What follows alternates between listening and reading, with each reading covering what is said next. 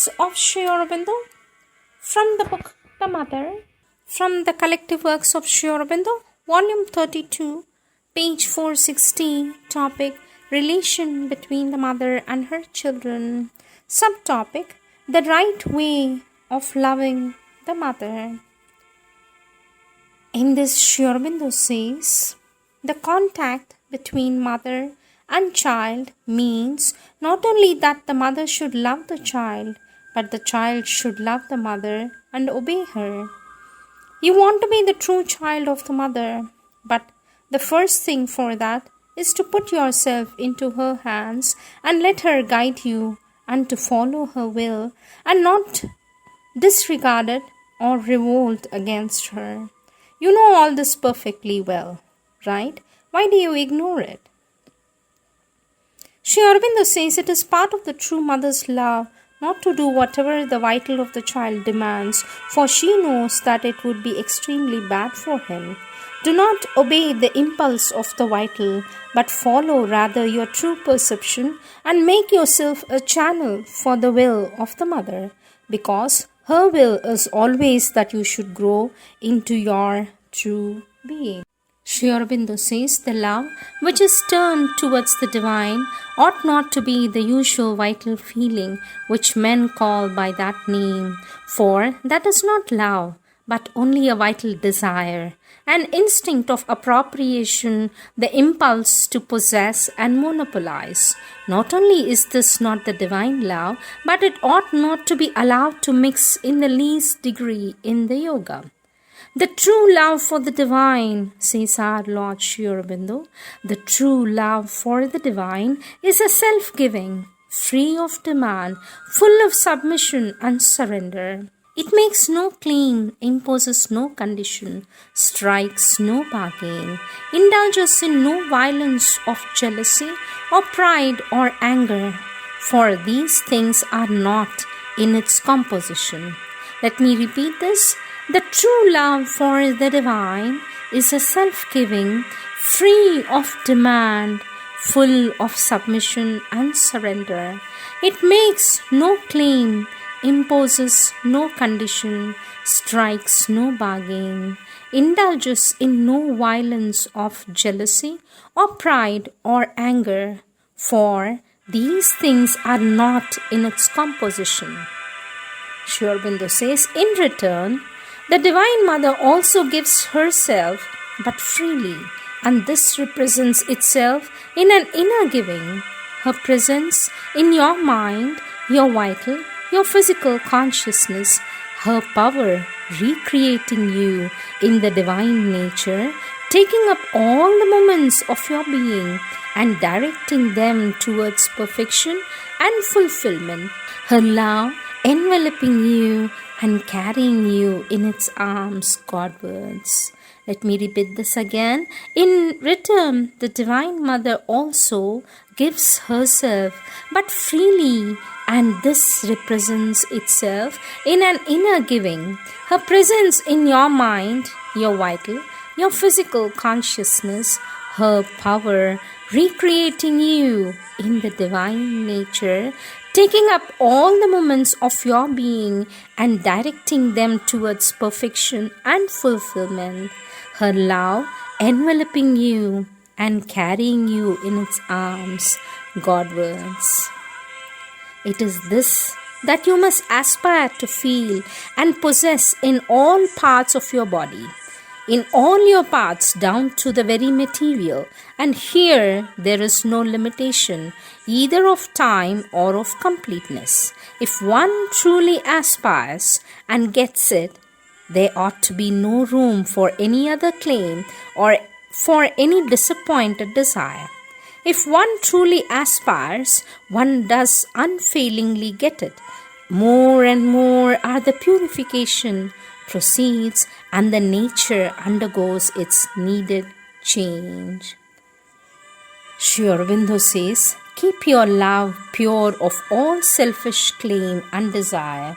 You will find that you are getting all the love that you can bear and absorb in answer.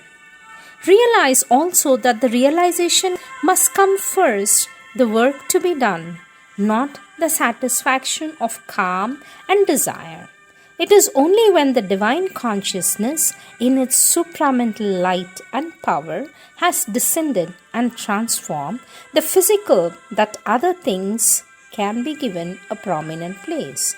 And then, too, it will not be the satisfaction of desire, but the fulfillment of the divine truth in each and all, and in the new life that is to express it.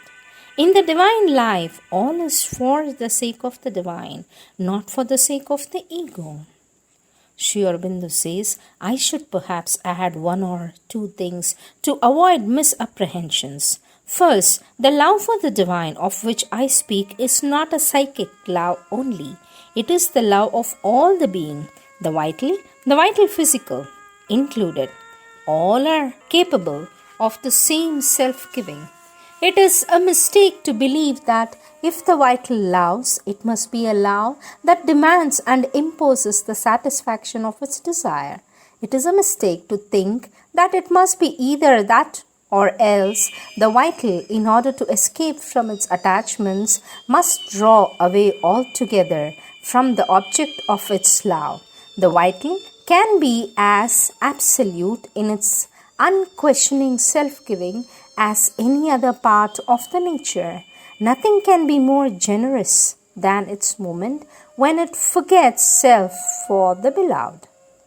The vital and physical should both give themselves in the true way, the way of true love, not of the ego desire.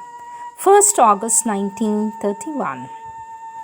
Sri Aurobindo continues to say, what I want of you is not to love the mother from a distance, but to become accustomed to feel her presence, her help, the working of her forces, even when she is not physically present, and this not only in your sleep or inward drawn condition, which seems to be sufficiently easy for you, but in your waking consciousness, whether in meditation or in ordinary hours. And this I want because it would give a great push to your yoga. It would besides give a deeper meaning and power to your physical contact with her. I am sure that all this will come fully in time. 22nd November 1931.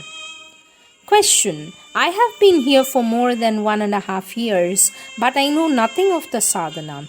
I meditate, but nothing happens in the meditation. I feel there is no love in me towards the mother. What shall I do to feel this love? For the Sri Aurobindo says, become truthful, pure, sincere, straightforward. Date 1st July 1935. Question. Parts of my being are insisting on a physical expression of the mother's love. Although at present there is no attack or depression, there is only dryness and dullness. Even if the sadhana returns and I get very high or deep experiences, they will be worth little so long as my love for the mother does not return. For the Sri Aurobindo says it is a mistake to think like that. The experience prepares the different parts of the being for loving in the right way, so that it is not the soul alone that loves. So long as they are open to ignorance and ego, they cannot receive and hold the love rightly. Sri Aurobindo says both the love of the mother, which you feel so strongly, and the other tendency of harmony and affection with those with whom you live or work come from the psychic being. When the psychic intensifies its influence, this love for the mother becomes strong and is the main mover of the nature. But there is also a feeling of goodwill, harmony, kindness or affection towards others which also comes up and is not so much personal as the result of the soul's inmost relation to all souls who are children of the mother. There is no harm in this psychic feeling. On the contrary, it creates happiness and harmony. It is only the vital love between persons that has to be rejected, because it draws away from full consecration to the divine. But this helps the growth of the soul into the mother's consciousness and helps the work and helps also the inner life to grow. 10th Feb 1936. Receiving what the mother gives. Question: the mother gives whatever is necessary for each one. She does not withhold what one requires and is capable of receiving. It is we who are not ready to receive what she gives. Says the sadhak. For this, our Lord says, yes, Mother is always willing to give, and nothing pleases her better than to see her children receiving what she has to give. These are the words of our Lord Sri Aurobindo.